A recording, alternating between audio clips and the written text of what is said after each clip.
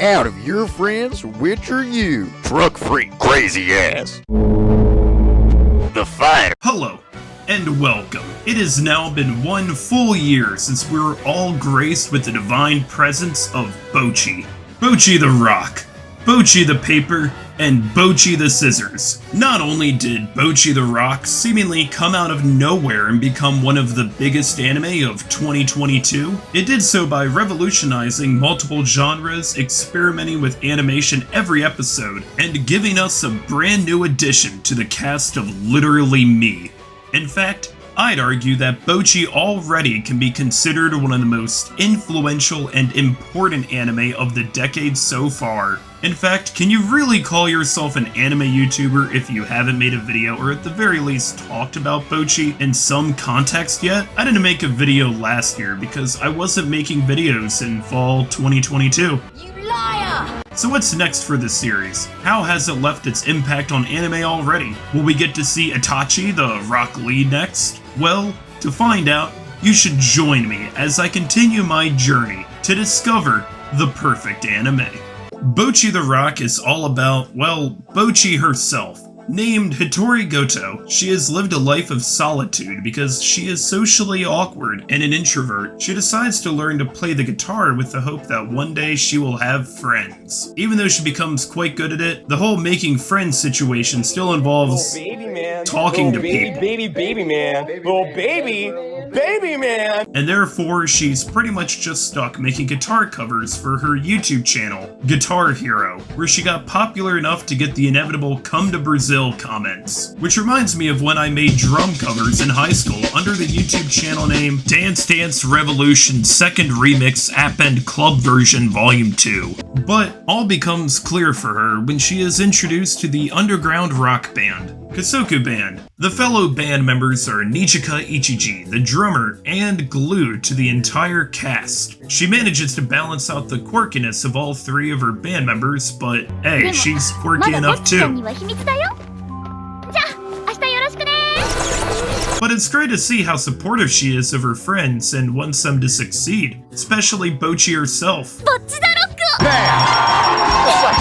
Then there's Ryo Yamada, the bassist, and her mind always manages to be empty yet expansive at all times. She's as financially responsible with her money as I am when a new event begins in Azur Lane. And eventually there's Ukyo Kita, whose energy is so infectious that she's fueling Discord profile pictures for the next decade or so alone. Kita's the singer of the band, and her voice actress actually sings the music too, which is pretty cool. I like how often you see that in anime these days, like how in Oshinoko the different voice actresses sang their own songs there. Can you imagine if older cartoons did that?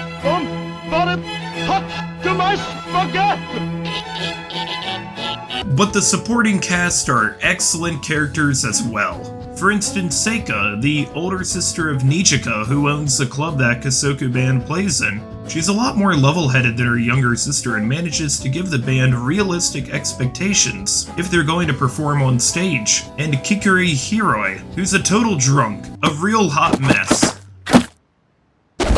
but still turned out better than most of the girls I went to high school with, since she's a bassist and vocalist of an underground psychedelic rock band. It should also be noted that while Hiroi isn't a lead guitarist, she acts as a mentor to Bocchi herself and helps in her own rather unique ways to get Bocchi more comfortable with playing in front of others. In fact, Hiroi is so popular she's got her own spin-off manga series. But unlike my other videos, I'm not going to do much more of a recap on this series because I want to talk about the impact Bocchi the Rock has had on anime and how much it stands out. Now, it's very common to see the main character in an anime be overpowered as all hell, like in every generic seasonal isekai, and don't get me wrong, those are enjoyable in their own right. But how often do we get main characters that can remind us of our own insecurities? Sometimes these paths can cross, like with Mob from Mob Psycho, for instance. He's completely unstoppable, but he doesn't really care about how strong he is with his psychic abilities. He just wants to improve his school life experience. I think a big part of the reason why Bocchi the Rock is so successful is because her anxiety, her uneasiness around strangers struck such a chord.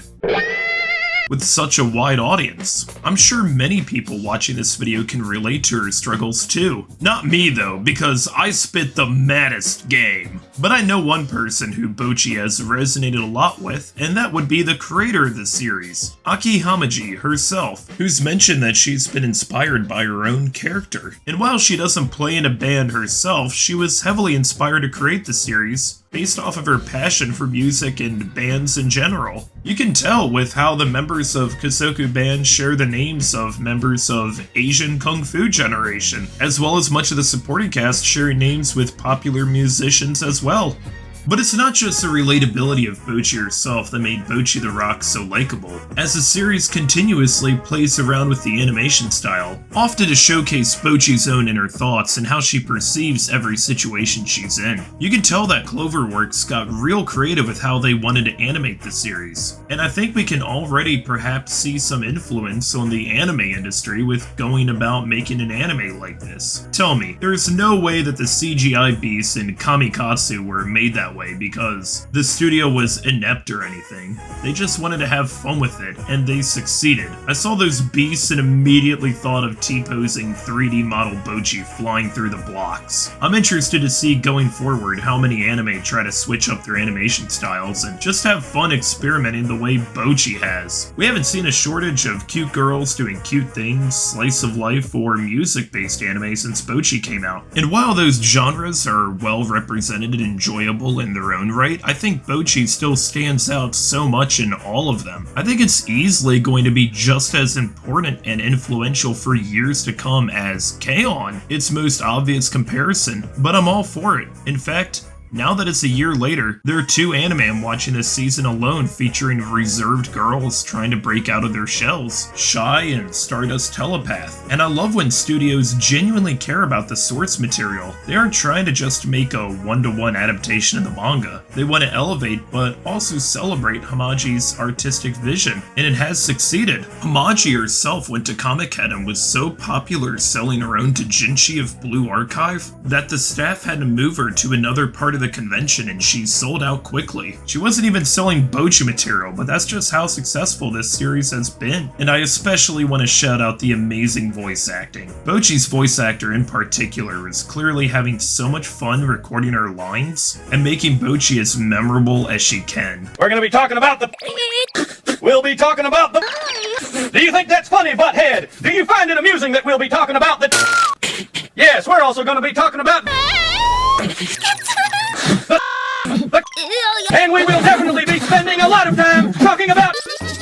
With how many amazing anime we've seen over the past year, it's incredible that Bocchi has managed to do as well as she has. By May of this year, Bocchi had sold over 100,000 Blu-rays in Japan, easily outselling much more than some other really high-profile and great series too. And guitar sales have risen substantially in Japan as well. I've been to conventions since Bocchi finished airing, and I've seen so many Bocchi cosplays, Bocchi merch, and I definitely saw Bocchi being represented in Akihabara when I was there in the spring. And can you blame people for being so into the series? What's not to love about Bocchi the Rock?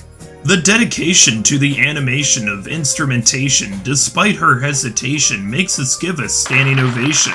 My rating for Bocchi the Rock is an incredible soundtrack that I am unable to play in this video because I don't want it to be copyright claimed out of 10. Seriously, check out the music for this series. I'm surprised I haven't talked about it yet in a video about a music-based anime. There's an entire album released for the series, featuring all the great music played in the show as well as some originals. The voice actresses don't play the instruments necessarily, but each one of them sings at least one song on their own. I've been listening to the soundtrack since I watched the series, and I'm really interested to see where Bocchi goes from here. Recently, 2 compilation movies were announced to be coming out next year. There's that spin-off manga I mentioned earlier, and I have no doubt that a season 2 will likely come at some point, as it brings us one step closer to finding the perfect anime. But if you enjoyed this video, then be sure to sub mangoes for more boxes to hide in. And if this series helped you want to learn to play the guitar or any instrument in general, or perhaps helped you break out of your shell, then we can all learn something from Bocchi as she becomes the rock star she dreams of becoming. Thanks for watching, and I'll see you in the next video.